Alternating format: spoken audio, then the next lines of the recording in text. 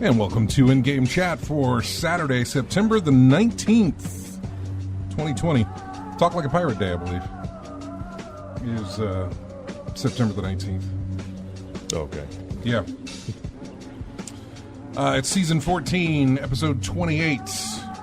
And I'm Scott. And I'm RJ. And welcome to the show. If you want to get in touch with us, our phone number is 334-272-9228.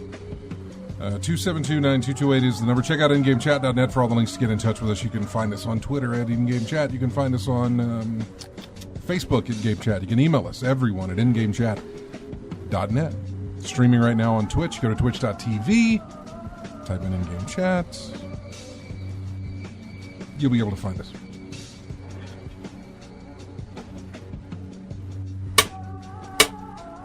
Clap, clap. Anyway, welcome to the show, everybody. So, yeah. More to talk about again today. This time on Sony's side of the coin. Mm-hmm. Let's see. Good afternoon. Aloha, evening nerds. Hello, everybody. Lethal Migraine says, Jim, lying fraud Ryan is a disaster. Jim and Sony have been exposed. It's unfortunate that major gaming outlets are all Sony shills and won't call them out for it. I guess Ryan McCaffrey sort of did on Friday, but the industry is so disgustingly pro-Sony that it makes the whole industry look bad. Yeah, well, then there's the 3080s, of course. Yes, the NVIDIA thing. So, yeah, we got... I don't know. Sony did a thing. This was on... When was Sony's thing? Was it Wednesday? I think it was Wednesday. Yeah, so you probably... Wednesday earlier. Yeah. Yeah. Did you watch any of it? No, I just I pretty much knew what I was going to be dealing with anyway. Like I said before, I'm going to wait anyway, so nothing that showed anything was going to knock me off my kills or whatever. Exactly. All you worried about was just price and what's available. Yeah, we're going to hold off on our Sony talk, but we're probably going to start that at the top of the hour on the next one and just probably go the entire full hour talking about it because it is worth talking about. Mm-hmm. I don't necessarily know that there's not as much to talk about compared to what Microsoft showed off, but there is more to talk about than what Microsoft did. Yeah. In fact, I need to find one of those spec sheets, which I had one. I had one in my feed that showed the. It was a nice little, sheet of comparisons. Yeah, exactly. It was a little showed comparison between. Let me find it here real quick, because I saw it. I just kind of threw it. I was like, there it is. PS5 versus Series X comparison chart. Now this is from IGN, so I haven't even looked at it. I have no idea if this is even worth looking at. And they throw in the Series S as well. Okay, well, that's not bad. It's not bad to have this. There's our optical drive. There's the RAM. Memory bandwidth. CPU, good. GPU, okay, good. This is, I want to have that handy for when we get into that discussion again. Mm-hmm. But I will, look, I'll tell you right now, if somebody comes, if inevitably you're going to get it, like if you're the person that plays the video games in your family, you're going to get the question of, hey, I was thinking about getting this one for little Johnny, or I was thinking about picking up, it may just be somebody that just wants to get one. Yeah. And they're going to come to you and say, which one should I get? Mm-hmm. That's what they're going to ask. One of the best things that has recently happened is that I no longer really have to, find out like what games do you like or anything like that. I can just tell them, well, right now, you should go Microsoft. You should go Xbox, but go with the Gamepass. This is going to give you, and I think they have free trials and stuff like that last for like the first month's free or something like that on a free trial of Game Pass. So get that, get Gamepass, and then you've got a massive amount of games to play. I don't even have to know what kind of games you like. There's likely to be something within there that is going to get you... Play the odds. You're probably going to find something you like. You're going to find something. And even with what Sony showed off, and we're going to be going into that, I still can't recommend Sony in that regard. I still can't recommend PlayStation in that regard. So, and we're gonna go all through that in the next hour. So, I know there's probably a lot of talk here in the chat room and stuff. Oh, plenty. Yeah, exactly. And I get it. I understand. We're going to get to that next hour. So be prepared to either repeat everything you just said, or don't let it scroll too much so I can go back and find everything that was just said. I want to keep this comparison chart on hand, though, as we go into it. So I will start with what I played this week, which is absolutely, positively nothing. I played Destiny for just the smallest of time on Sunday last week, and then I did not play anything Monday or Tuesday or Wednesday or Thursday or Friday or today, other than like Animal Crossing, every single one of those days. So what happened? What happened? I don't know, just not... Well, I mean, for one, we had a storm here for a little while that I wasn't going to touch most of my stuff while that was going on. Right.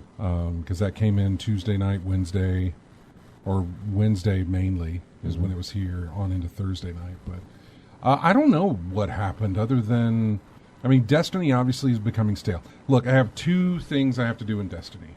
With the exception of them finally finishing this lore page. Like there's this one mission that you run every week and you get a piece of lore and you're filling up this book that you've got. I need one more page of it, and I was supposed to get that last week, but they skipped over and they went back to week 1. Because obviously this season is expanded, it's they seem to be waiting to give that last page of lore until the end of the season. Right. Is what that seems to be the case, because when this week's reset happened, same thing. It's not where it should be, and so it's just like, well, until they do that, I'm just gonna hold off on doing that. But I got two other things. I need to run 2 raids from the very first year of Destiny. I've already done the Leviathan, but they were those other raid spaces, those other 2. I haven't done any raids. I mean, I can't get get a group together. I say they're mini raids, but they're kind of and they're called something. But they're really like quick. The encounters are just, I think there's maybe 2 encounters, and that's it. 2 encounters, boss fight. And it's the same way for both of them. One boss fight is dramatically more complicated with the mechanics than the other boss fight is. But it's something I've done before, and I just need to do those again to get them marked off on my moments of triumph. And then I'm good. Fine. I don't even have to play the game anymore until they release. There's not one more exotic. I don't know what's yet to come, but I'm good, and I can just kind of sit back. I've also been looking at, still going over parts, building PC, doing that sort of thing. Some. It's going to sound redundant or just ridiculous, but some case fans finally came back in stock that I wanted. And I had bought these other case fans when they were on sale for an ungodly amount of money. There was a horrible amount of money. But they were, as I knew it, like those are the best, not fans. They were not the best fans. They were the best RGB fans. They give you the colors, the pretty colors. Like $130 for a pack of 3. That's horrible. That was horrible. They were on sale for like $100. And I thought, ooh. And right then when they were on sale, and this is going back in August, right then when they were on sale, I actually put 3 sets of 3 in my cart. It was going to be a massive purchase right then because they were so cheap. And I talked myself down from it and said, just buy one. And then, you're not ready to build yet, so just buy this one. And then later on, when they go back on sale or something, grab another set, Just kind of pace yourself. In between all of that time, there were some other fans that came on the market, which are not near as good in the RGB department. But in the wiring, in the look, and everything else, they have a very subtle RGB to them. I really enjoyed them. The best feature of all is that they could be, and I don't know if I even talked about this, but they could be daisy chained together. One fan can connect to another fan on top of it, up to 4. If you think about it, RGB fans, especially the ones that I were picking up, which was the Corsair QL 120s, if you're curious about them. Each fan comes with 2 cords. There's the fan cord that powers the fan, and then there's the RGB cord. That's 2 on each, and I was planning on getting like 6 or 9 of these things, and that's going to be a lot of cabling that was going to have to be done. Right. These fans, and they're the Lee & Lee Uni fans. They're called the Uni fans. They're 120. They've got some RGB to them, but they're stackable, like I said. So each fan does come with, a cable for the fan and a cable for the RGB. But if you stack them, if you daisy chain them into a group of 3, which is normally what you do in most PC cases, either a group of 3, group of 2, you have usually a PC case has the one fan sitting in the back as an exhaust. But for the most part, your tops, your sides, your fronts, whatever, they're chained into 2 to 3 fans, depending on what they are. If you daisy chain those things up, you still only come away with 2 cords. 3 fans, still 2 cords. Still a wire for the fan, wire for the RGB. So, and I liked the way they looked. They were nice. They were subtle. They were cheaper. And those finally came back in stock this week, and I nabbed them up. They'll arrive on Tuesday, and I was still within the return window of those other fans. I was in the return window by today's the 19th. The 24th was the last day I could do it, so I was still within the return window on those, and was able to get that back and get a refund, which was nice. So, yeah, I'm going a little bit. This is the first time I've ever incorporated RGB into my build.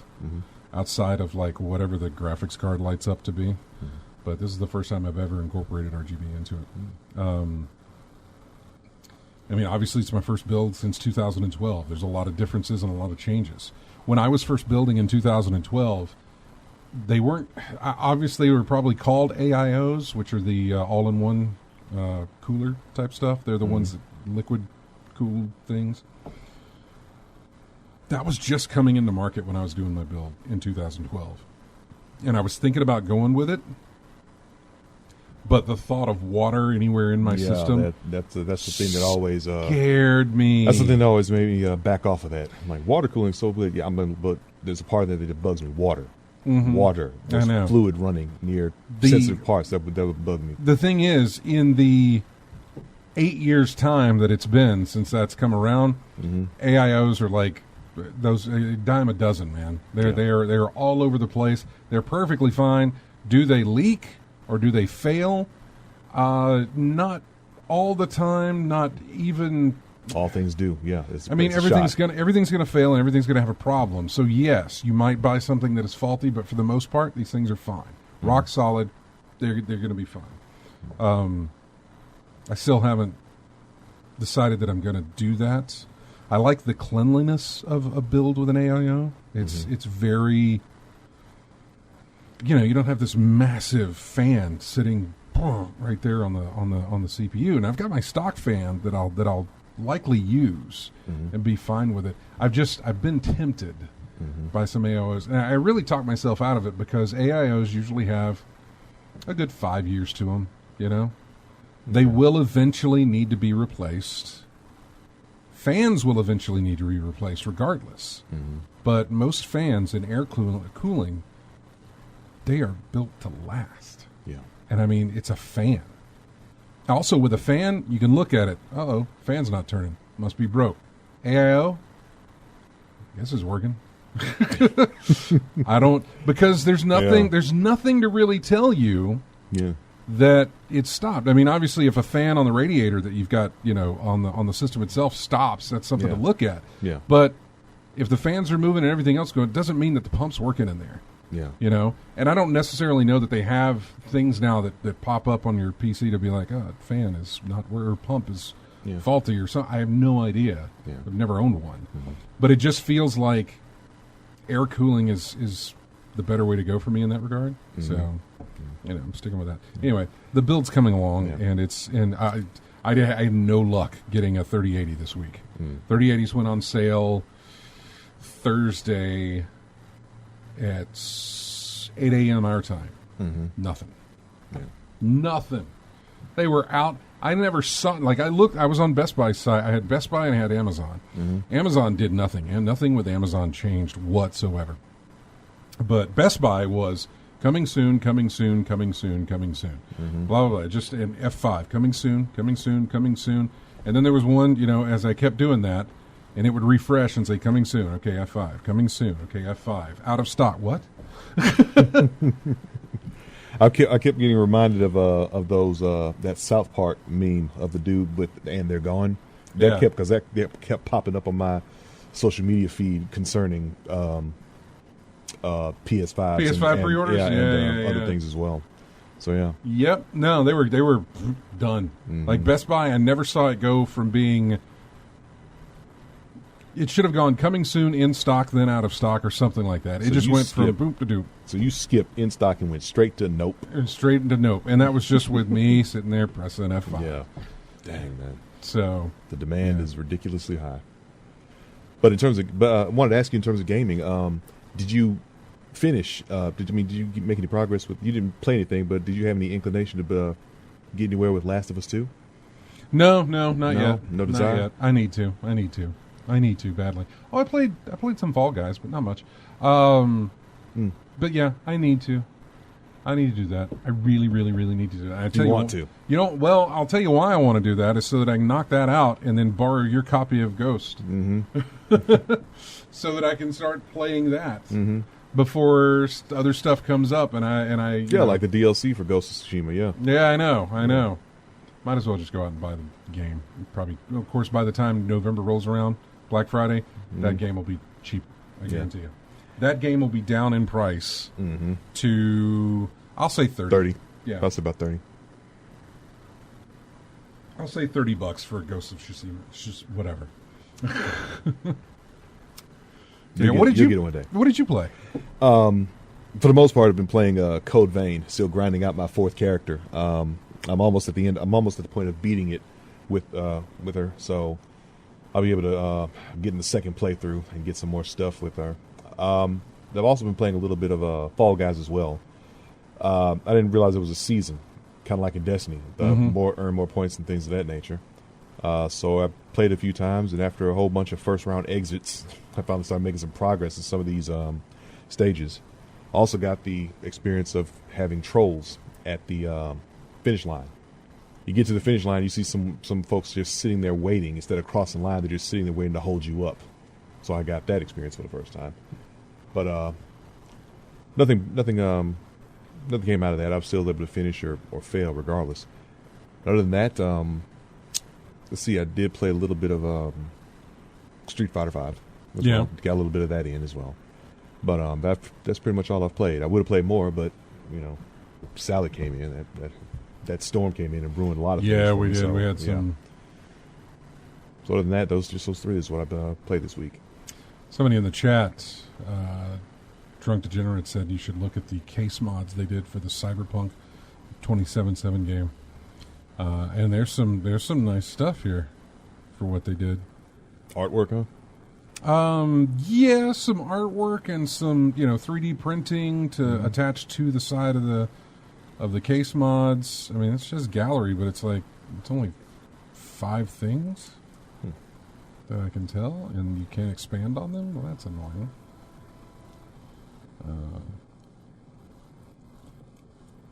Oh, okay, never mind. I'm seeing some different ones now. When I go to images, it shows me some different stuff. Yeah. I mean, I'm not really big on case mods. I'm not big on doing a lot with my PC other than building it and then using it. Like I see people who do custom loops with water cooling and stuff like that. That is not me. I am pretty sure that will never be me.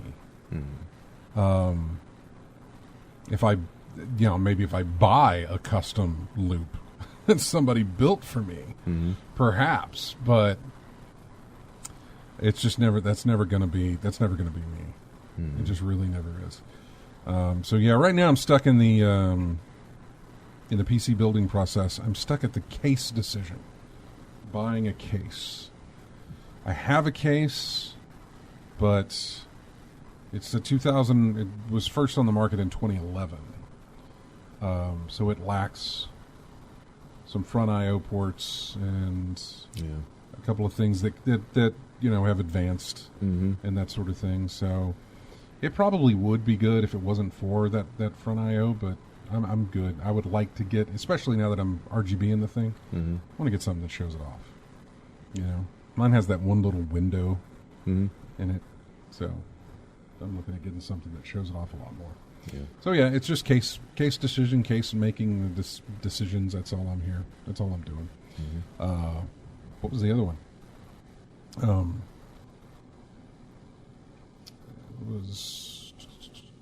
Oh yeah, I didn't get the graphics card, the 3080 that released. Oh, okay. Yeah. So I mean, my build, and I can go ahead and, like, when those fans show up, I can go ahead and build and just keep my old graphics card until the new one shows up or something like that. Still need a case, but yeah, fans are the last of it. The fans and the case were the last of it. So I got the fans now. I got to get a case. So I know the NZXT or the Fractal, and let me tell you, Lethal, you know me, right? You know me. You know I can't make it that simple. You know I can't just look and be like, well, this is a fantastic. Look at the reviews on this case. I should get the Fractal. James showed me a picture of his PC as well. Fractal, everybody got the Fractal. I think it's a great PC case. I think it is. But I gotta be bougie and get me. I gotta get something that shows off stuff and just, I don't know. It's got to flex, I guess, but it's horrible. You have to flex, but you won't get with the nothing. custom loop. With nothing. No. I have to flex with nothing. Like, who am I going to flex with? Who comes over to my house? Nobody. Right? Yeah. Exactly. So what am I doing?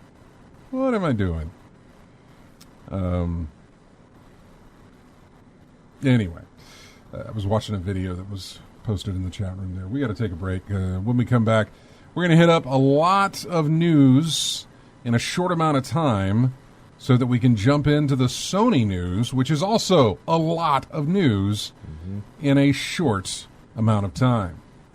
Now, as you know, I like to find games that get released so I can use music from those games to do the bumper music here as we go in and out of spots.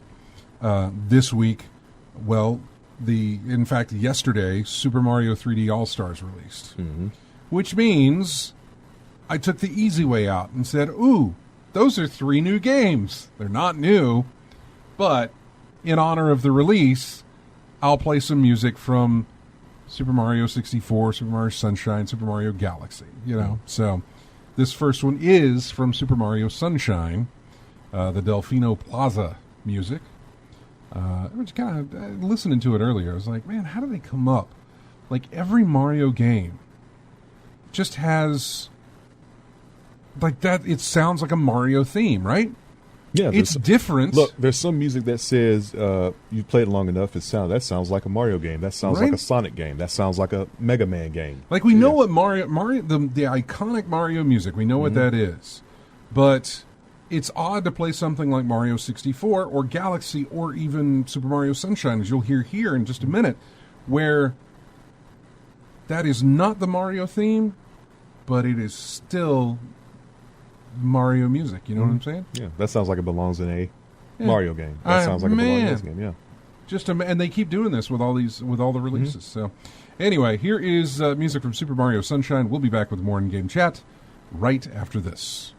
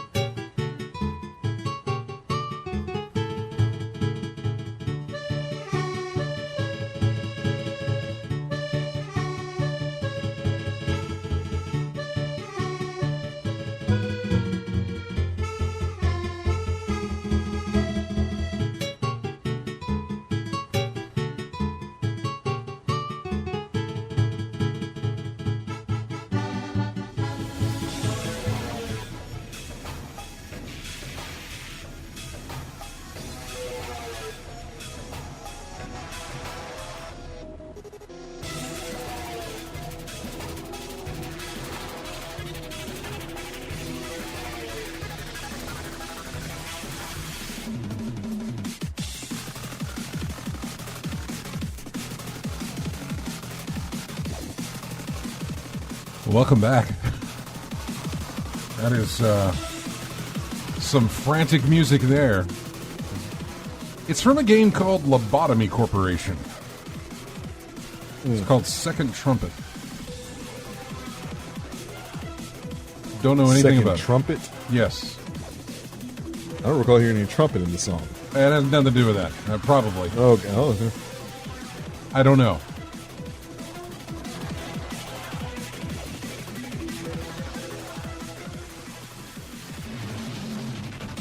How else would you use the word trumpet? I'm curious as to what's going on screen that requires this frantic, the franticness of this. Yeah, it's similar to one of the tracks I played on SSX. Right. One of the really? one of the dangerous descents.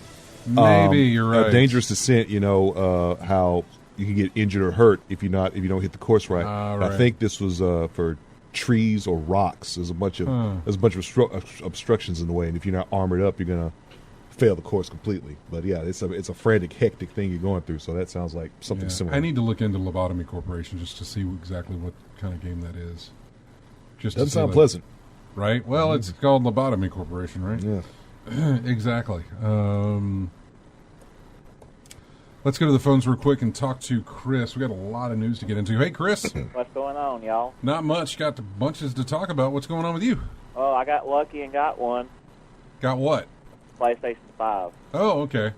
nice. Yeah, I tried to go by GameStop in town, once we found out that, they were still doing reservations. Let me ask you, why did you want one? I just been wanting one because, I wanted to see what, 4K would look like on the old PlayStation 4 games I collected, and I've had several games I was interested that were coming out on PlayStation 5, and that's the main system I always play on, so I decided, what the heck, I'll just go ahead and get one. What games are you interested in for the PS5? Definitely got Demon Souls ordered, and usually I hate Demon Souls and everything, but it looks so pretty. I'm like, what the heck, I'll give it a try. So I decided to get that. I got Assassin's Creed ordered. I got Godfall, and I think it was another role-playing game. I think it's Scarlet Nexus. I think it comes out next year. So I got a few games, and I say, I'll just check them out and see what they look like here. Yeah. Go from there. No, I don't. Dude, I don't blame you for your purchase whatsoever. I was just trying to figure out like what is the draw to pre-order a PS5. And we're gonna get into this next hour. And because again, I don't blame you for doing it at all. I think on most other years I would be right there with you doing this, but this year is like I'm not. There's for me, there's nothing there at launch for me to play. And now that we found out about the fact that some of these games will also be available on PS4, there's still nothing for me that they're launching that I'm going to play on the PS5 that I can't play currently on the PS4 until the PS5 either drops down in price or it's just easier enough for me to walk into a store and buy one whenever I feel like it. And of course, the new Horizon Dawn, and I think God of War was also mentioned too. So those, especially the Horizon Zero Dawn 2, I definitely had to get that one because I loved the first one. Yeah, the only thing on those two are anything that they said coming in 2021 is something I kind of put an asterisk by because it's like, sure, that's the date you've got, but tail end of the year, you're guessing? Yeah, tail end of the year or pushed back. Yeah, last quarter of easily, 2021. and more likely than not, probably pushed back. Yeah. These things those are probably going to get delayed. The ones you're talking about, which is still, again, that's fine. It's fine that you got one. I don't. And I'll talk about it before I go in there in saying that everything that we talk about for the Sony PlayStation or the Microsoft is not me judging anyone who wants or doesn't want these consoles. Yeah. At all. There's no judgment to the people that want them whatsoever. Now, we will reference people who buy them, but normally when I do that, it's parents that are getting something for their kid. For Christmas and the holidays and all that stuff. And, a lot of that time, it's just like, we know it's the new game system. That's the thing. If they released If they didn't release at the same time, it might not be as confusing. But they always do, because they can't afford. I think it was the 360 that beat Sony to the punch by a year, I believe, before the PS3, which gave them a nice grip of market share, that sort of thing. That's why the 360, the 360 was all over the place. Everybody had a 360. It was whatever, because the PlayStation 3 came in late and came in at a massive price tag. That one that you do not ever do anymore. Sony will ever again will Sony ever touch the price of $599. Never. Whatever they make, I don't care what it is, they will never touch that price point ever again. So yeah, it's, I can't remember where my point was, but that, well, it leapfrogs every year. It's like, it says, so the 360 had their time to shine, and the PS3 kind of was like, meh. And then the PS4 comes in and wipes the floor with the Xbox One, like at launch and everything else. Yeah. They were $100 cheaper than the Xbox One was. $500 for the Xbox One, $400 for a PS4. Wow, they had that going for them. And then, the next generation rolls around, as it does coming in November, and it looks like Microsoft's going to have the edge on this one. Yeah, I guess we'll see, huh? I mean, we will, but I really feel like and we're going to go into it, but I feel like Microsoft is the better value with the Game Pass. I have to include that. I have to include that you have to add Game Pass to that to get that better value. But yeah, I may end up getting one of those new systems as well. Either the S or the X series. I'll have both. I'll have both systems. Will I have both systems at launch? Not in the slightest.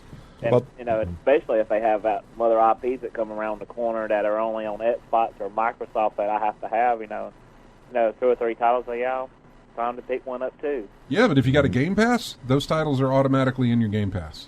You don't actually have to go out and buy the games. They're there.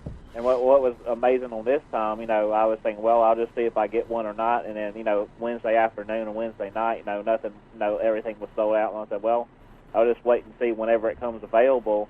And then I checked my email Thursday morning, and I had a message from Sony. I got one of the drawings that Sony was giving out for you to register. So I got lucky with them and had the thing pulled up. What was so crazy and funny about the whole thing was it was done on Friday, and I got the message it was going to be 10 o'clock or 12 o'clock our time, and I'd already taken off half the day. And so, well, I could just sit out in the car or sit down there at the office and have everything pulled up ready to go. And I was like, when the queue started, I was like 30 minutes, until it was my turn. And then I started the guy cussing and everything. When I was going to check out to enter the credit card information, the system froze. So I said, well, I want to sit here another 5 minutes, or I'm going to just close the browser and then try to reopen it. So I reopened the last, page where I was on it from the history, and I was right there. Okay, I can enter in the information that's taking it. I got a confirmation number, and that I've got one and everything. Well, screenshotted that one, and I eventually got the email too. So I got lucky. Yeah. Well, like I said, congratulations on getting that. Are you so?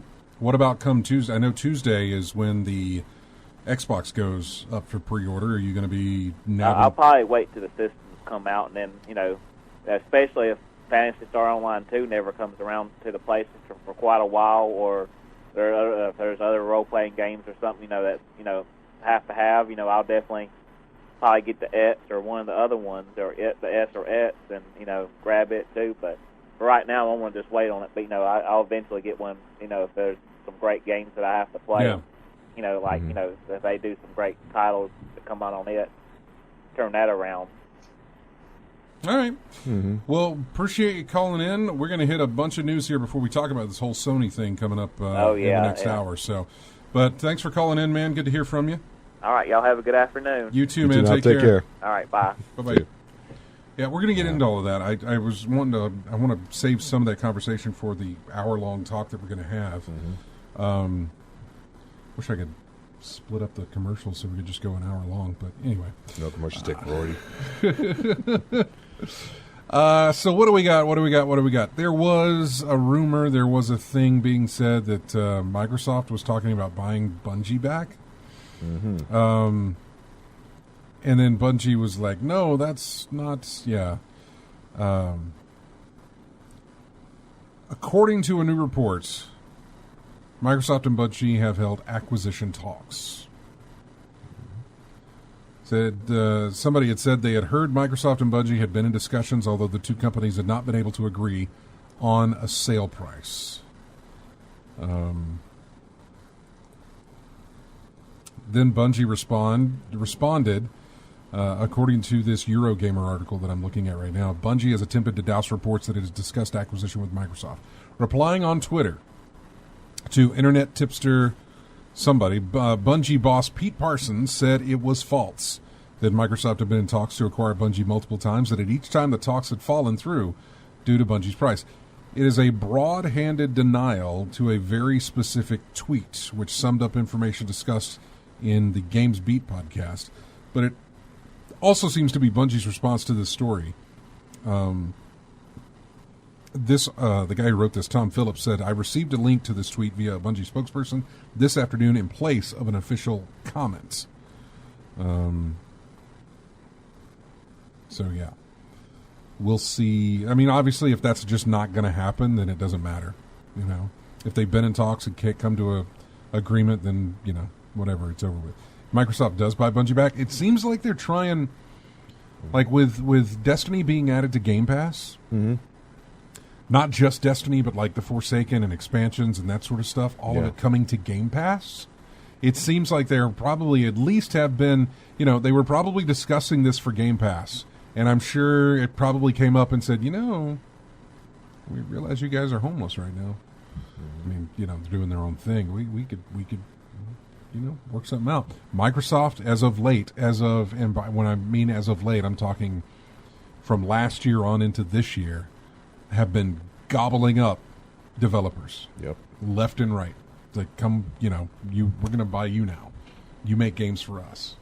So would they do that with Bungie again? Would they want Bungie back in? Easily could see them wanting to do that. Especially given everything that's like Halo's track record since the split. Yeah. Since 343 Studios have had to work on Halo after Bungie left, and how I'm sure sales figures and other things, I'm sure there's charts to show the decline. I mean, Halo is not. I mean, obviously, Halo isn't what it once was, but no game is, and sometimes you don't want it to be.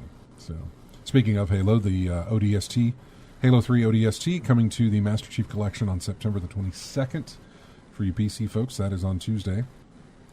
Nintendo Switch broke some records.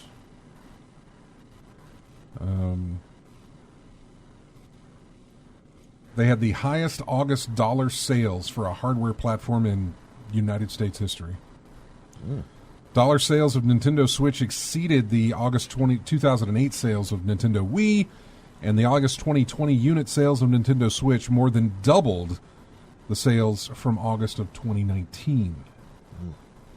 This is why you can't find Switches. This is why Switches are so hard to come by. This is why that guy I follow on Twitter, Wario, I'll get an update saying Switches in stock at such and such place, because they're hard to come by. Yeah. EA is killing off the Origin name. Like, the Origin was like the PC stuff and everything. They're stopping that. I think it's just going to be EA. Oh, EA will simply refer to its PC gaming client as the EA desktop app. Okay. That's like Washington football team. That's yeah. You know what? I haven't opened Origin. It's a placeholder until we find a new name. Yeah, I haven't opened up Origin in forever. Amnesia Rebirth is coming out on October 20th. Oh, that's right. We're getting closer to October, where I go a whole month of playing nothing but scary game music from my bumper cuts. That's always fun. Yeah. And a lot of the times I have to reuse stuff from previous Halloweens and Octobers and stuff. But I really enjoy doing it. Rocket League is going free to play on Wednesday. Okay. You got that? No, I don't think I own it, actually. Although I'm actually surprised that it hasn't already gone free to play.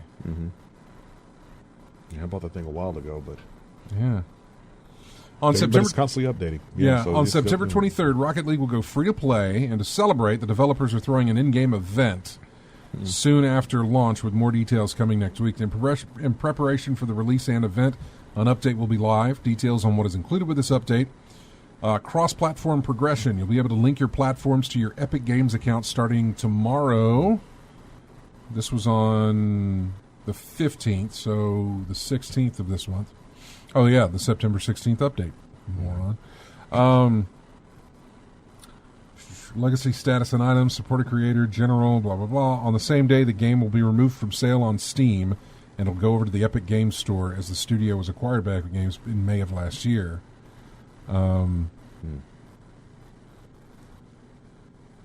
Hey, those who add the game to their Epic Games Store library between September 23rd and October 23rd will receive a $10 Epic Games Store coupon that is redeemable on games and add-ons $15 and up.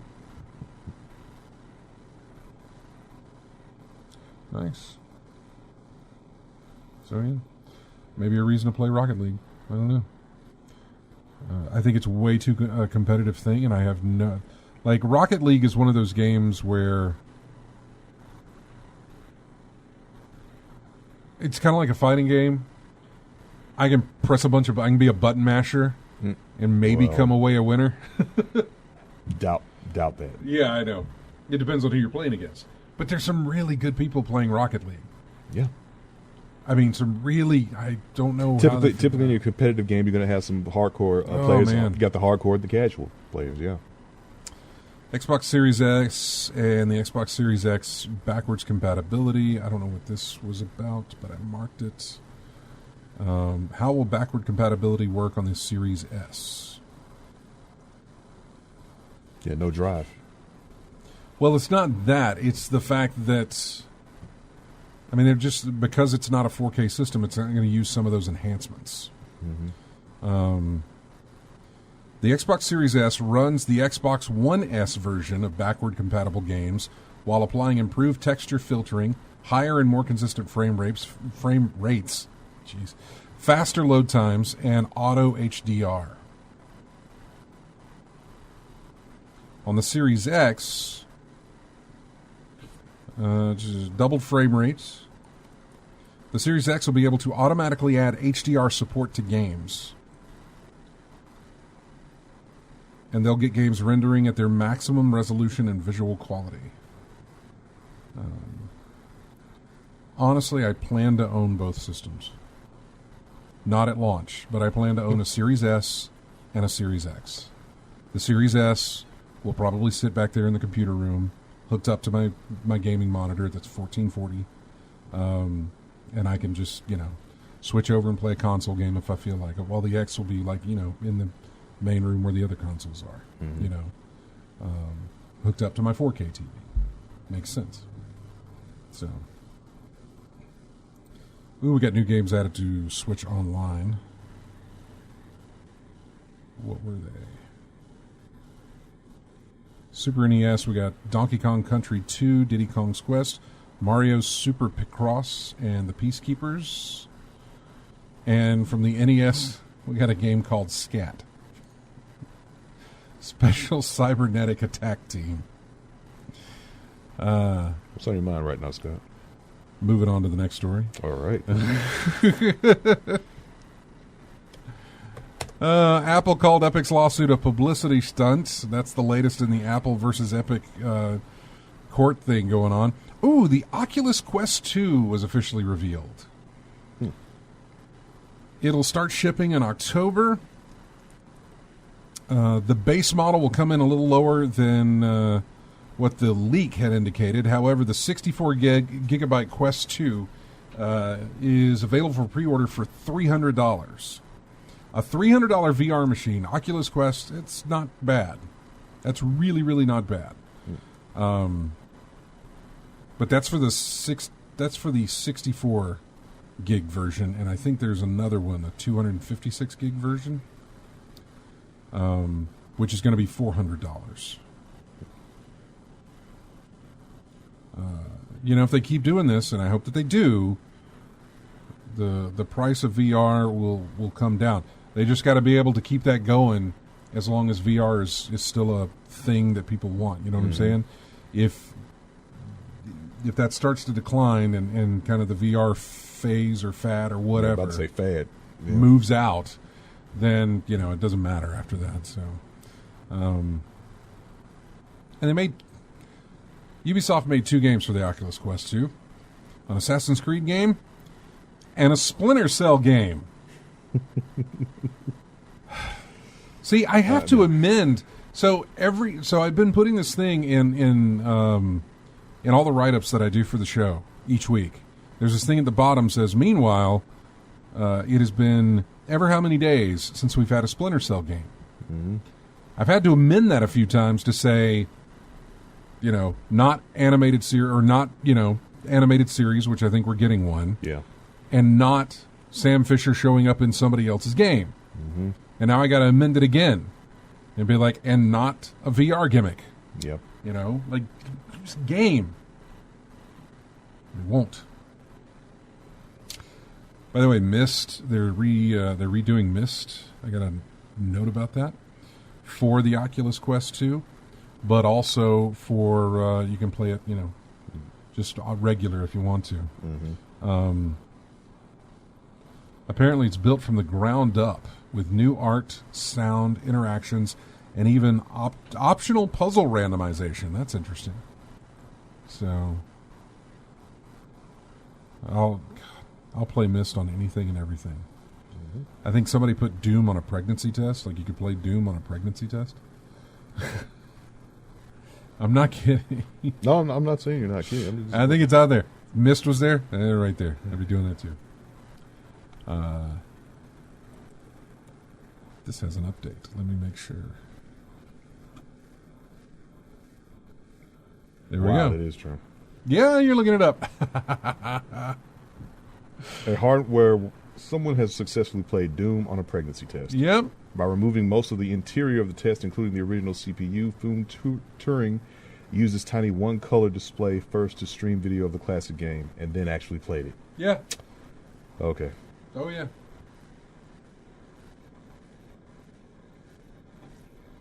So apparently, this happened in Japan. Nintendo stopped production of the 3DS in Japan. However, Nintendo of America reached out and said, yep, the Nintendo 3DS series of handhelds has been discontinued. We can confirm that the manufacturing of the Nintendo 3DS family of systems has ended. Nintendo and third-party games for the Nintendo 3DS family of systems will continue to be available in Nintendo's eShop or Nintendo.com and at retail. The existing library of more than 1,000 games contains many critically acclaimed titles and can provide years of content to explore and enjoy. But yeah, the 3DS is done.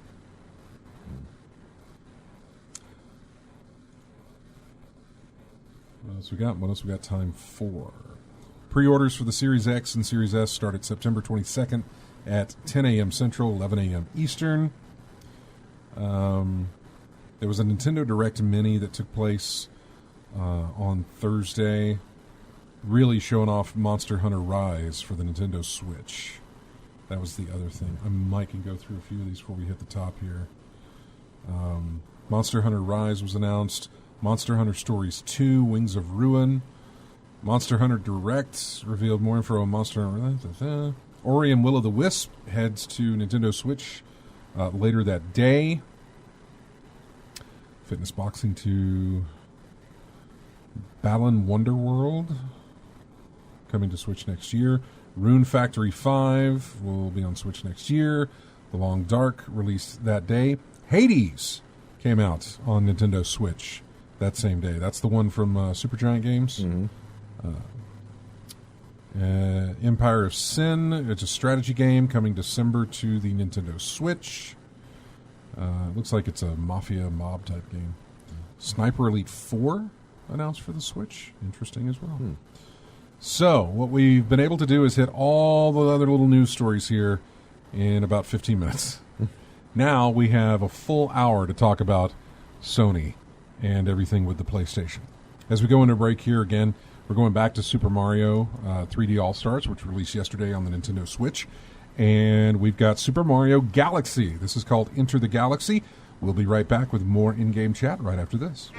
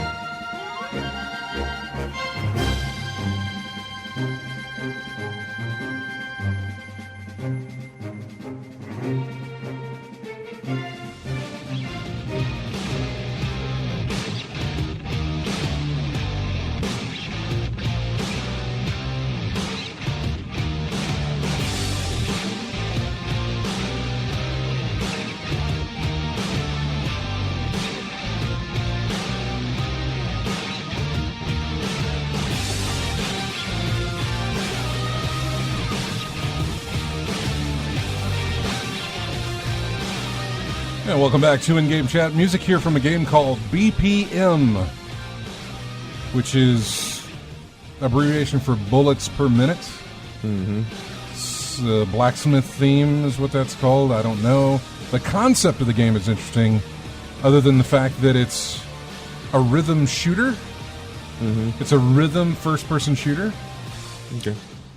So the music plays. Because BPM, you're thinking beats per minute. So yeah, I know. So bullets per minute, as you play the game and shoot, it matches up with the music or something. shooting time to the music. Yeah, basically. Yeah.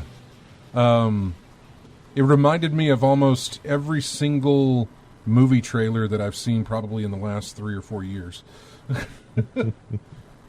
When generic action. Well, sounds, yeah, it was some kind of action thing, but they would time like the gunshots to some big moments in the trailer and stuff with the beat, or with the shells hitting the ground, or a reload or a cock, of the gun and stuff, and it would, sync up to music or whatever. So that's somebody just looked at that and said, "Well, let's make a game out of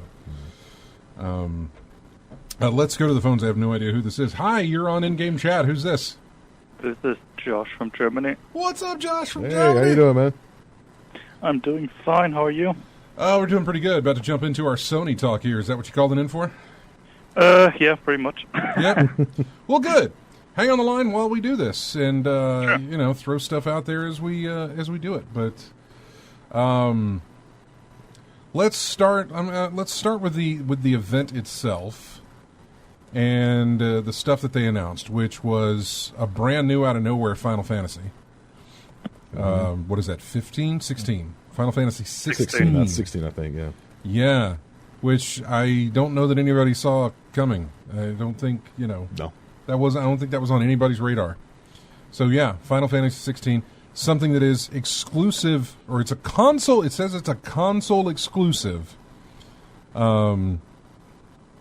for the PlayStation 5.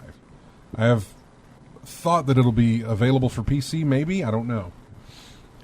It was running on a PC, but I don't know. So they showed off some more Spider-Man Miles Morales, which is fine. Let's see. Oh, it's a launch game and it'll only cost $50. Interesting. Yeah. Yeah, it's basically a PlayStation 4 game. That's what I'm thinking, and I believe it'll be. It's also going to be on the PS4. Which is what they said. So You can get like the special edition that has the Miles Morales game and the PS4 game, the previous one on it for PlayStation 5. yeah, it basically comes. It's basically like an expand-alone. We've talked about these. It's a standalone game, but it's kind of an expansion. So it's kind of how that shuffles out there. Hogwarts Legacy, brand new Harry Potter game. That surprised me. It surprised me, but what it reminded me of was that there were leaks of this game, I think, last year or the year before last, and people thought it was, because it's Warner Brothers, people thought it was what Rocksteady might have been working on. instead of doing their little superhero stuff, because we hadn't heard a peep from Rocksteady. And then when we saw some clips of this game, there was a lot of thought thinking, oh, they've moved on to they're doing heavy, this looks very Rocksteady-ish, blah, blah, blah. It wasn't. Come to find out it was Avalanche. And there's another game, or there's another developer involved with it. Anyway, this game is not an exclusive. It'll be on the PS5, the PS4, the Xbox Series S and X, the Xbox One, and PC. Mm-hmm. Then we got Call of Duty Black Ops Cold War, more from Resident Evil 8. I think it's 8, yeah. Yep. Village. Village, yeah. Yep. And as far as I know, that is not an exclusive. Deathloop was shown off. A lot of gameplay from that. Again, not an exclusive. And not releasing this year. Devil May Cry 5 Special Edition for the PS5, which is interesting. Game's been out for a while. Demon Souls Remastered was shown off as well. That seems... They're really banking on that remaster, man. Mm-hmm. They keep saving that for like last reveal type stuff, and they keep banking on that Demon Souls Remastered. Yeah, it's good. I just don't know that has the audience to, really be a system seller. You know what I'm saying? I think they're banking a lot on the whole Dark Souls craze that has been building and building and building.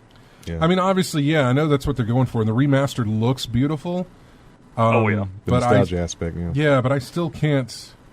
For me, it looks great, but it's still not going to pull me in. I know what the game plays like. I know about that game. It's not going to pull me in. Yeah.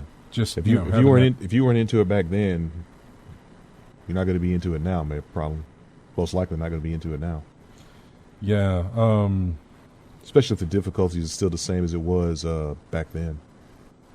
Yeah, I'm waiting to see what new things they are revealing that they added to the game, because there's things like I've read that they now have 6 people multiplayer instead of 4. Mm-hmm. And the game had this whole thing with world tendencies that were really cryptic. Yeah, I mean, I still remember Demon Souls around Halloween. That was that was the time to play it if you wanted to see some rage-inducing, controller-breaking moments. It was when you played that game on Halloween.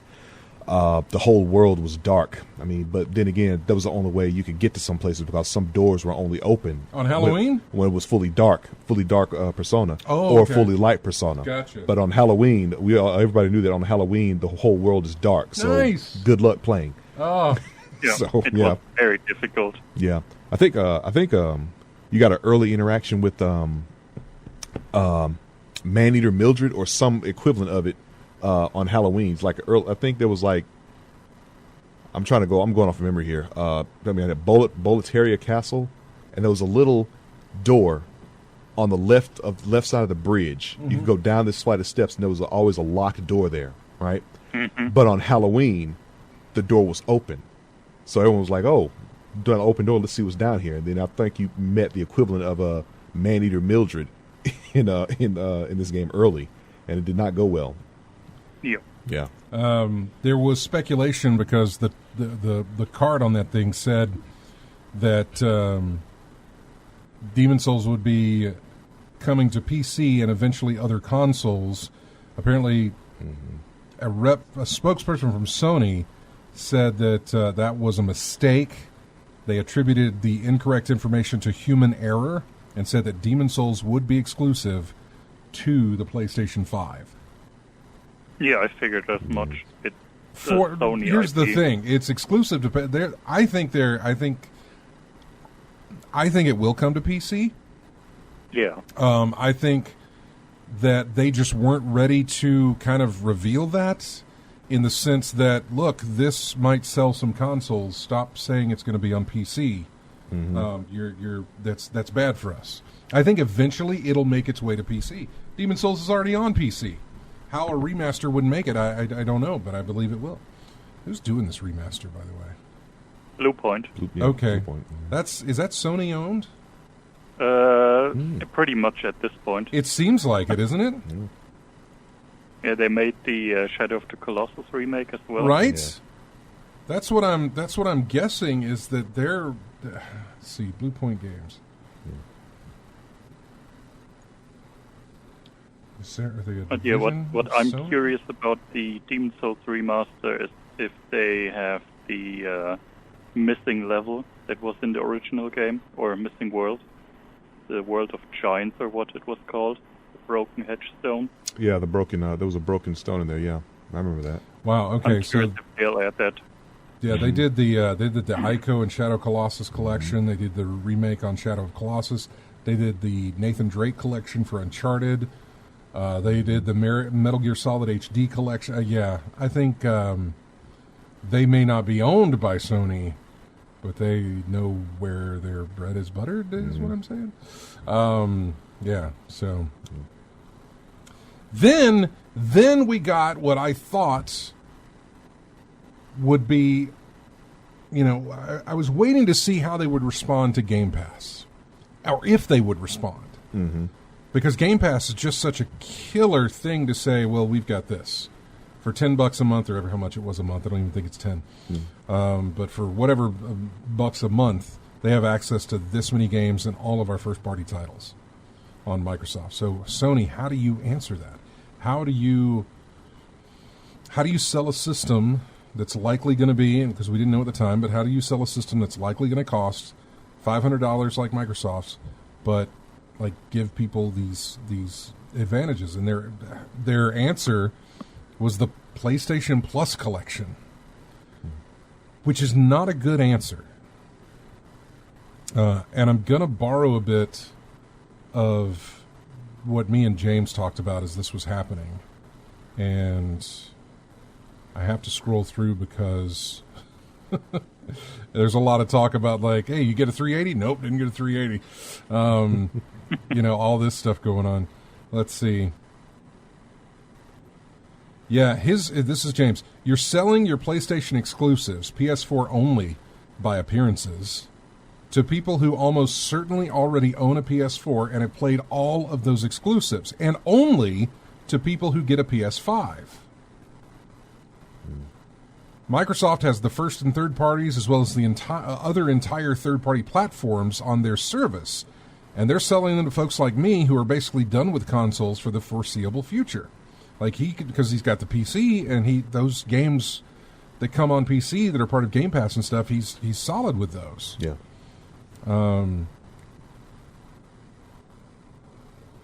He says, I'm not sure Sony quite understands that winning people to your console isn't as easy as it used to be. They've got by far the best first-party games, and I like their whole thing a lot more, but PC gaming hasn't been this good in 20 years, and there's nothing that's going to sell me on a console right now. Microsoft seems to get that, and has finally decided to just sell me their games, Mm-hmm. But Sony is still living in 2014, and until they change their software approach, they're going to be stuck with the audience they had in 2014 as well. And I responded, it's like, yeah, they had their lightning in a bottle with the launch of the PS4.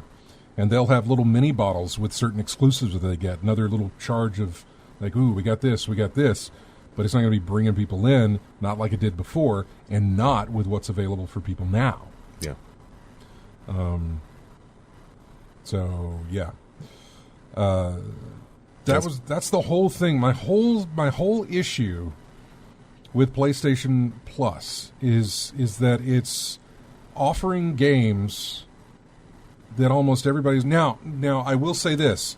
If for whatever reason you skipped a generation, you didn't play a PS4, you only had an Xbox, and you didn't play PS4 at all, and you're looking at this is beautiful for you. How many folks are like that, though? I don't know.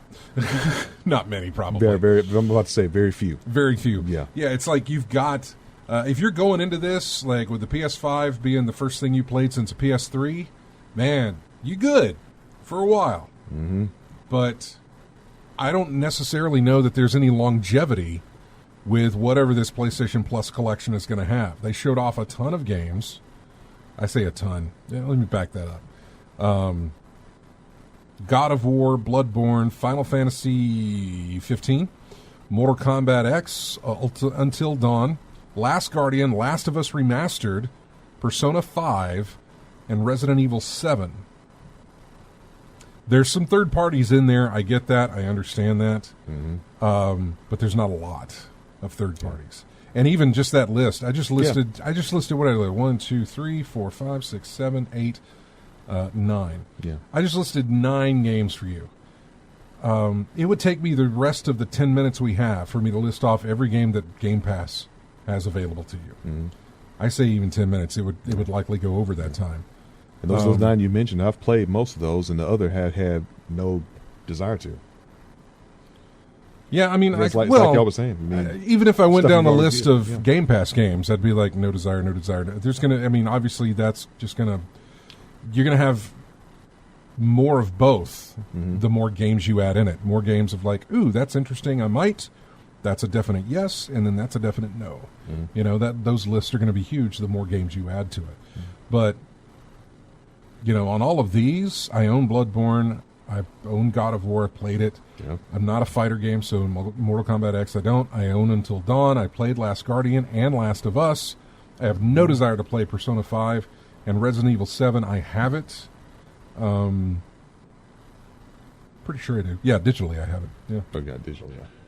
It was a weird sale, and I bought the thing. What about a physical? I think Gold Edition was available like on sale somewhere, and I picked that up. Yeah, and the first comment on this person says, who is this for?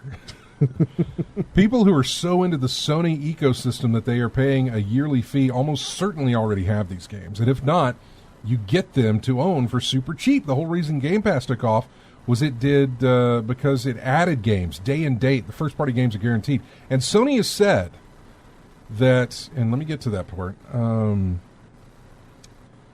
first, Sony. Here it is. This comes from VG247. Jim Ryan has once again spoken out against the validity of subscription models for the types of games Sony makes. Sony has maintained some of those promises, but one thing that hasn't changed yet is Sony's attitudes toward Xbox Game Pass and other subscription services that bundle AAA games on day one for one small asking price. We've had this conversation before, says Jim Ryan. We are not going to go down the road of putting new release titles into a subscription model. These games cost many millions of dollars, well over $100 million to develop. We just don't see that as sustainable. Ryan added that the type of games worldwide studios teams make today and the games they'll be making in the future wouldn't make sense as part of Game Pass style subscription. We want to make games bigger and better and hopefully at some stage more persistent, he explained. So putting those into a subscription model on day one for us just doesn't make any sense. For others, in a different situation, it might well make sense. But for us, it doesn't. We want to expand and grow our existing ecosystem, and putting new games into a subscription model just doesn't sit with that. Ryan has, of course, made no secret in the past of his feelings towards having a Game Pass-style program on PlayStation. He famously said that Sony wants to treat its first-party games as big events, and putting them on PlayStation Now or any other service on day one wouldn't be the right way to treat them. You are going to find out, Jim, that things are moving forward, and if you don't move forward with it, you're not going to be able to catch up, man. It's not going to... I get it. Your exclusives are there. People are going to play your exclusives, right? They're going to play them. They will buy those games, they will rent them, they will do whatever, and then they will turn them back in, whatever they can do. I don't know, but your exclusives are not going to, I don't know. Your first-party exclusives will not keep your boat afloat. They're too few and far between in releasing, you know? Yeah. So I get that, but your solution or your answer to Game Pass, it doesn't sit. It doesn't sit as an answer. It's more of, we can't match that, but here's what we can do. You know, and I just don't think it's. I don't think it'll work.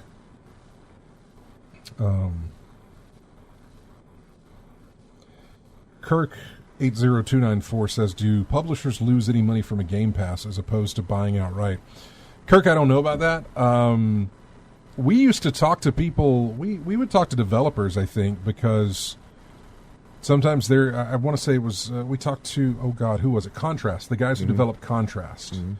Because when their game released on PS4, they got bumped up to be one of the first games that was offered for free through PlayStation Plus.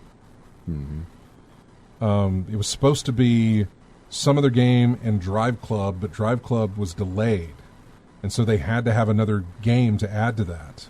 And they went to the people who made Contrast and added it to it. And we talked to Contrast. I think we had like a 2-part conversation with them.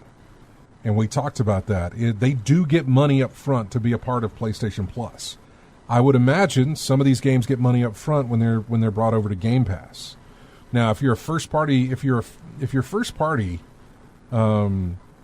obviously that's Microsoft, so they don't care. They'll put it up there. They'll put the money towards whatever they got to put it towards, and whatever, the game's up there. But when they go to a third party and say, we want to put your game on Game Pass, I'm sure that developer gets some sort of money somehow. It's all a bunch of math. It's all a bunch of, well, here's what your sale price would be. You need to sell this many to make this much money, or we'll give you this. What do you feel is the better way to go? You know, and it's decided up to them, you know, if they're going to do that or not. Because I think what had happened with the Contrast folks, Sony came to Contrast. I can't remember what the name is. Impulsive Games, maybe? I can't remember.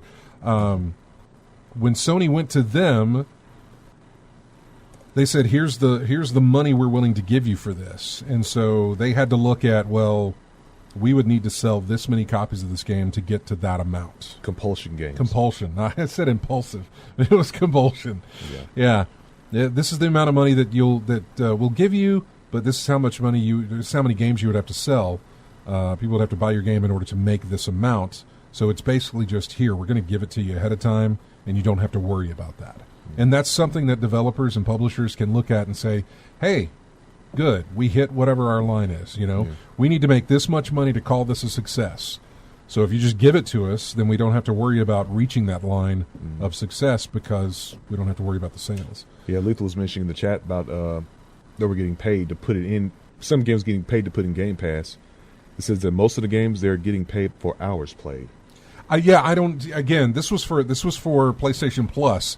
He's talking about Game Pass. Yeah, Game Pass. And Game Pass is very likely. Similar. Maybe something similar to that. I don't exactly. We haven't interviewed anybody that has been with that has been in Game Pass, so I'm not sure what that would be, or don't know how it works. But there's a formula to it, and they do get money. If it's based on how many hours are played or something like that, it probably is. To have that many games, they probably found a way to say, look, we're going to put your game in here, and if it gets this many hours played, we're going to pay you this. Regardless. Like, you're going to get this much money just to put the game in there. If your game gets this many hours of play while it's in there, we'll put in some more, We'll throw in some more money. So the more hours, the more money? Possibly. Kind of like an incentive-based contract or something like that. Yeah. I figure there's got to be a baseline fee, right? There's got to be a baseline of, like, here's how much we're going to pay you to put your game in our store. If it gets this many hours or over this many hours, like this pays for God knows how many hours of play. If it goes over that, here's the bonus. Here's the bonus. Yeah. So that's my guess on that. So. Okay, and then they go into price, and we're going to have to hit price when we come back, because we've got to take a break. You want to hang on the line here? Oh, sure. Thank you very much. All the way from Germany. I love that we get calls from out of the country. It's great. We're like the only show on this entire station gets calls mostly from out of the country. Hang on, man. They'll get to you. We'll come and put on hold. I don't want to hang up. Please don't do that. There. No, I don't want to. I mean, he'll call back, but whatever. Again, as we go down our Mario nostalgia trip here, we're going back to Super Mario 64. This track is called Inside the Castle Walls. We'll be back with more in-game chat and more Sony talk right after this.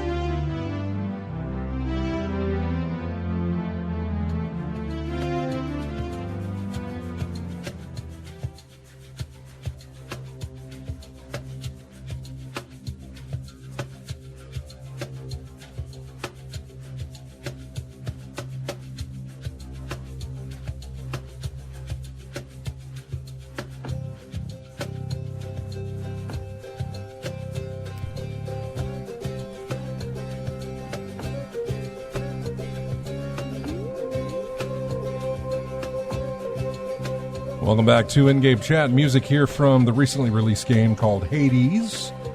This track is called The Painful Way.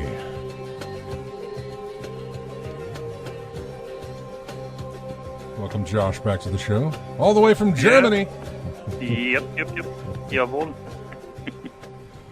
Have you played Hades? Do you have any interest in playing Hades? I'm not quite the guy to play these type of games. I've recently got the Banners of Ruin, but I'm having that on ice at the moment, waiting for it to get some more updates. All right. Got a great song coming up to close out the show. Fan favorite. Anyway, moving on. So they went through all the, showed off games and that sort of thing. Then they got around to what we kind of figured they were doing this whole thing for. And that was to announce a price and a date on the PlayStation 5. And they did that. And it's kind of expected as to what it was. $500 for the PS5 with the disc drive and everything else, and $400 for the discless PS5, the digital version as well. Releasing on November the 12th. And yeah, so there you go. It's hard to it's hard to basically the only thing I can compare is the PlayStation 5 that has a disc, that's a disc drive in it with the Xbox Series X. I can't take the digital PS5 and compare that with the Series S. They are two different machines with different things going on. Basically, the PS5 digital is the same as the PS5 non-digital. It just doesn't have a disc drive in it. Whereas the Xbox Series S, not only does it not have a disc drive in it, but it is smaller. It's got different parts inside of it, doing different things. Which is why it costs less. Oh, you just got light. Yep. So it's like shortcuts. You think? Like no, I don't necessarily think it's shortcuts. I just think that they need, like, Microsoft probably felt like there's got to be a market for. Like, they probably had an idea that Sony would just do their system $100 less. Their smaller system or whatever, the digital system $100 less. Yeah. Whereas Microsoft figured, well, there's got to be a market for something below that, because $400 is still like buying a brand new console. And if we just put out a $400 digital edition of the Xbox Series X, which they may still do, by the way, there's no reason for them to not probably have that sitting in their back pocket to say, here's our $400 digital Xbox Series X. I think they were looking at, like, the market and said, look, there's a space there for a $300 system. Because that $300 system is going to beat out their cheap option of $400 digital, and there's always Game Pass. I will always come back to that. Yeah, I will always come back to Game Pass. That thing is just great value. So yeah. What else? They saying that value is looking real good with the prices of the games they announced as well. Then they announced God of War Ragnarok whenever that's supposed to get released. So next year, supposedly. Yeah. So Spider-Man Miles Morales and the Horizon game, the Horizon 2, Yep. and a couple of others are all going to be launched on the PlayStation 4. They will launch on the PlayStation 4 and the PlayStation 5, but there will be PlayStation 4 versions of those games. This does not incentivize my reason to buy your PlayStation 5. Not at launch, I can tell you that. Yeah. And not at $500 when it might come down cheaper later on. Yeah. Yeah, but that's a little bit a case of damned if they do, damned if they don't. They are, I get that. There's no. That goes well, or more than more of what that means is that goes for both companies. That goes for Microsoft and Sony. Like the price on your console is going to come down over time. It always does. And Microsoft doesn't have anything at launch. Sony doesn't have anything at launch specifically for the new systems. Let me put it that way. For me, for the new systems, there's nothing that is launching on the Xbox Series X that makes me want to have that console now.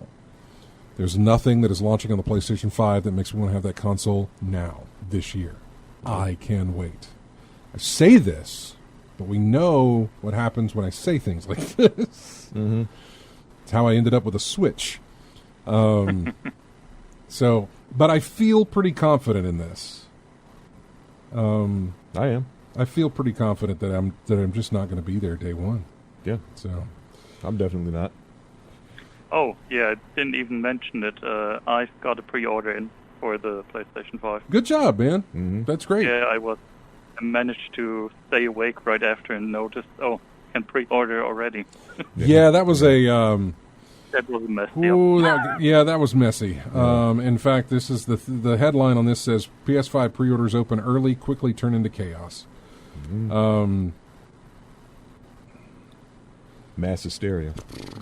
Let's see. PlayStation 5 pre-orders weren't supposed to start until Thursday, September 17th. Instead, they opened at most big retailers pretty much immediately, which would have been great, except for the fact nearly everyone is failing at throwing hundreds of dollars at Sony right now. Yeah. If, for example, you try looking at the GameStop PS5 page, you might be greeted with an aggressive message that claims you've been blocked by the video game retailer. This message is forceful enough that some folks on social media seem legitimately worried or confused about why they've been blocked by GameStop. Even if you're not trying to pre-order a PS5 or one of its launch games or accessories, you likely notice something is amiss if you try doing literally anything else on that website. Best Buy will often give you an error the second you try and add a PS5 to your cart. It was just horrible. It just went in a horrible way. Yeah, it was messy with Very, retailers very as well. messy. Yeah. Very messy. I mean, it was good to see the demand, I guess. It's nice to know that there is that demand for that. But, man, it's a weird feeling to not be... to not kind of have that drive for a new console this year. Mm-hmm. Yeah. Like, my focus has been on building a brand new PC, so that's where mine's been at. And that's been a backlog of stuff Good that I got. reason to not have that drive. Yeah. Well, yeah, there's that. Plus the fact that, again, I just looked at these consoles and I'm like, you have nothing there that's like at launch that I want to play. Yeah, your library's not there yet. It's just not. You've got a couple of games I'm interested in, but that's going to be way down the line. And like I said, when it gets to a point where I want to pick it up, then I'll pick it up. But it's not going to be day one. It's going to be much later. Yeah, what'll be great is that even without a PlayStation 5, if PlayStation 5 gets added to the PlayStation Plus thing, where you get 2 free games from each system, that sort of thing, which I know it'll take a while to integrate that for PlayStation 5. Yeah. But I'll be building up a library of PS5 games without having a PS5. Yeah. Just over time. Just tie it to your account if that's been implemented, yeah. Yeah. Sony said they'll have more PS5s at launch than they did for the PlayStation 4. This is an article by Kotaku. Why would I buy a PS5 now if its best games are coming out on PS4? The only way I can explain that, and he goes into there's a huge article about the whole situation. But the only way I'll explain that is that that's you. That's subjective to you. I have no problem to anybody who wants to buy a PS5 right now. Mm-hmm. I have no problem at all. If you want it, have at it. It's Go get just it. not there for me. Mm-hmm. This guy says he was going to buy a PS5. The main motivation was playing the games because he wanted to play some of those games. But then, turns out, some of those games are coming to PS4. Mm-hmm. So why shell out the money for a PS5 if they're coming out to PS4? Now, the PS5 is going to run better than the PlayStation 4. It's going to look better than the PlayStation 4 because it's going to be able to actually do that 4K stuff, especially then the Pro's not there with it. But, yeah, so... Yeah, he says, I'll likely buy a PS5 probably sometime late in 2021 when all those launch issues are ironed out, but ahead of the second Christmas rush. There will already be rumors of a PS5 Slim Pro, but I'll ignore them and get the lumpy version people will laugh at in 5 years' time. And I won't mind a bit, because until then, apparently, Sony's planning to release everything I care about on the PlayStation 4. Yeah, don't laugh at it. Heck, call it, it's collectible now. That big that PS3 with the Yes, the it is. huge that egg shape that it had back. And in by the way, yeah. this machine is gigantic. Oh yeah. The PlayStation 5 is huge. It is big standing up. It is big laying down. The footprint this thing takes up. Standing up is not a problem, but it's tall. It's taller than the Xbox Series X standing up, which means it still can't fit. It can't fit on my my cabinet thing there. Standing up anyway.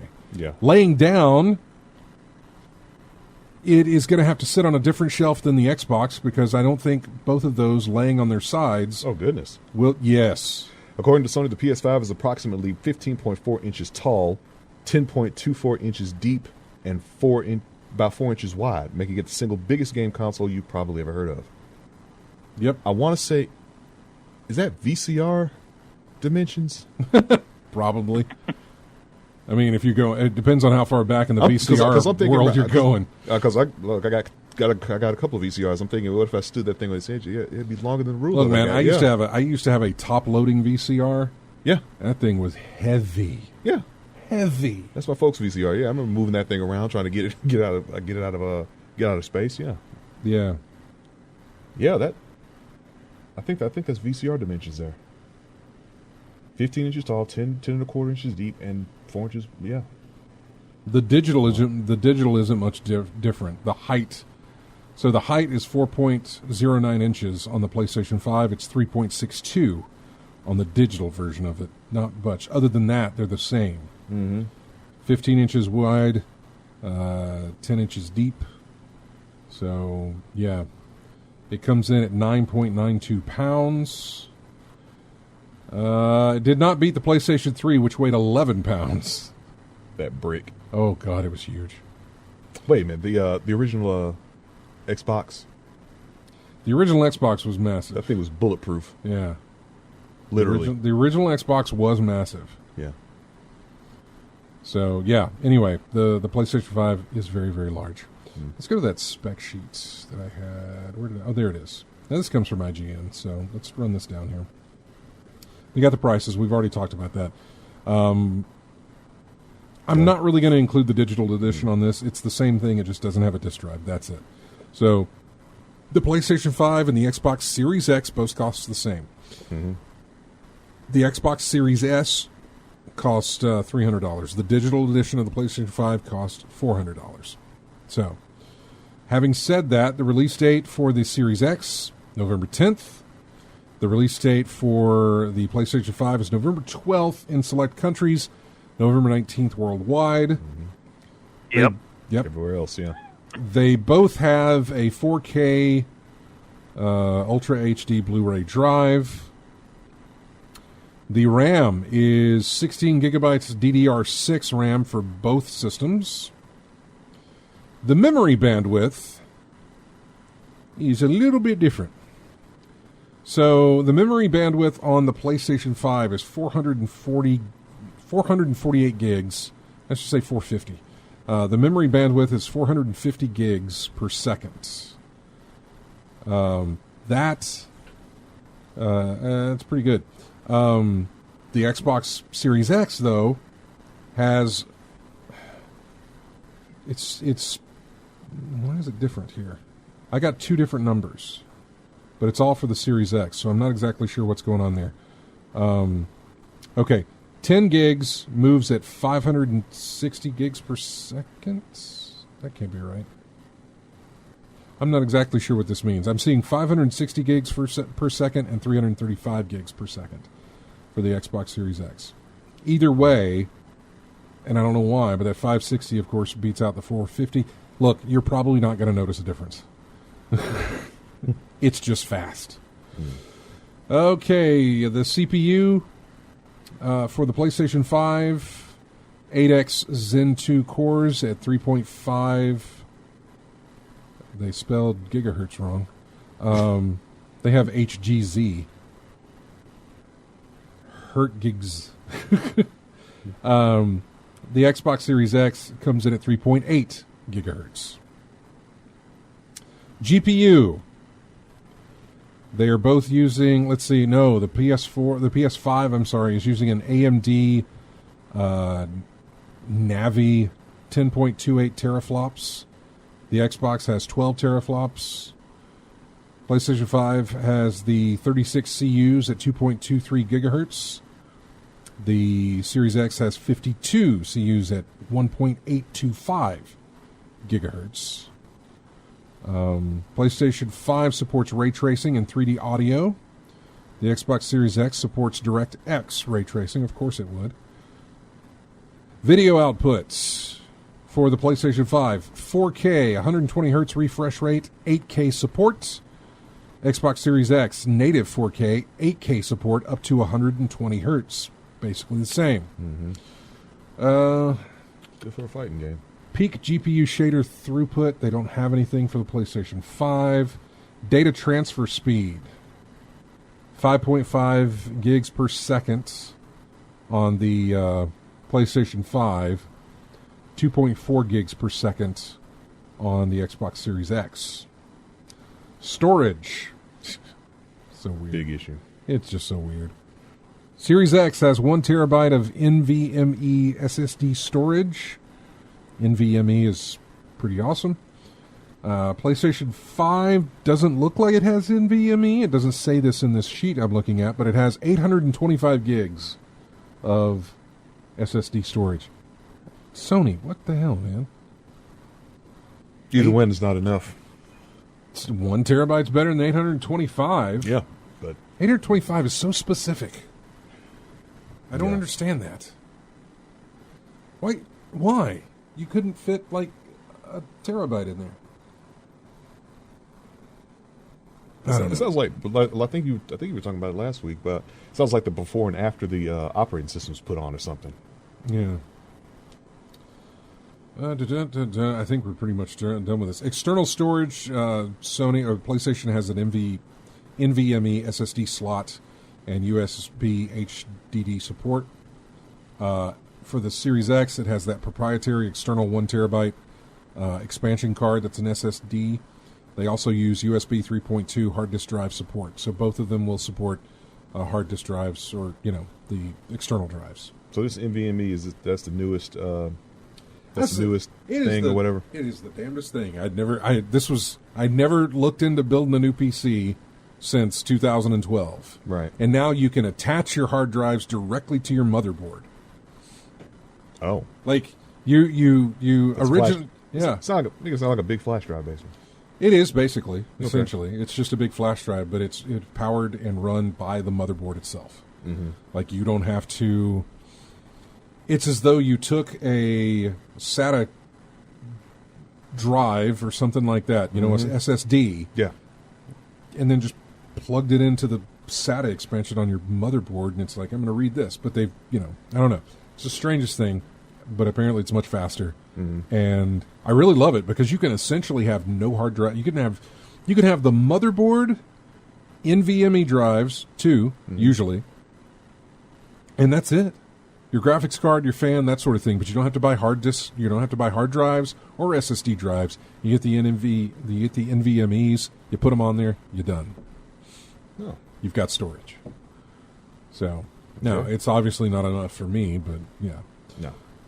What else? Was there anything else? We talked about, let's see, PlayStation Plus, Xbox Live. Xbox One, 8K supports. TBA. Web connection, Bluetooth. Yeah. That's it. So, here, I'll throw this chart up. I don't really like this chart, but it's the only one I was able to find. Yeah. It was kind of rushed because with all the spelling errors and things you had on there. Yeah, and it could just be me because I'm known to be a moron from time to time when I'm reading this stuff. So, Amazon's gone on to say that they told people who pre-order PS5s you might not get them at launch. Where did you order yours from, Josh? I ordered from Amazon because the store chain I wanted to order it from was making things very troublesome for me.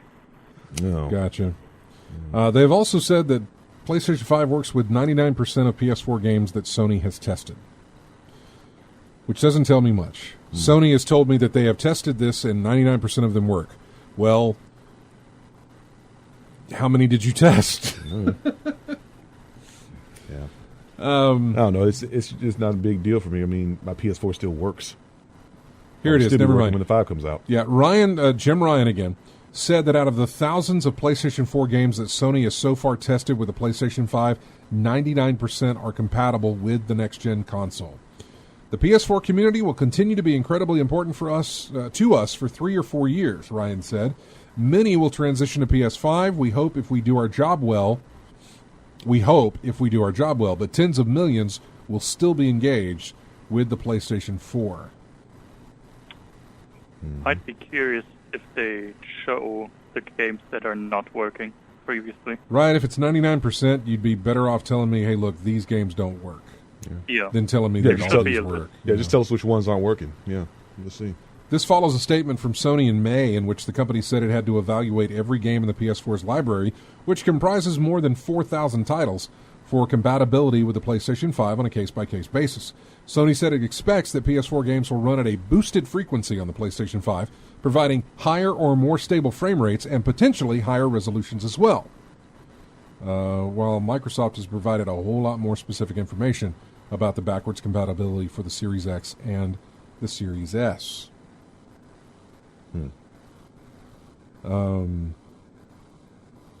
Sony is yet to provide even a partial list of PS4 games that will work on the PS5, or any sense of how many titles will be compatible with the console at launch.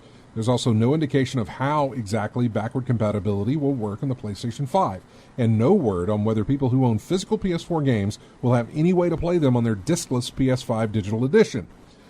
And then it goes into recapping of how much things are going to cost, when they're going to get released, and that sort of thing. So, I think there you go.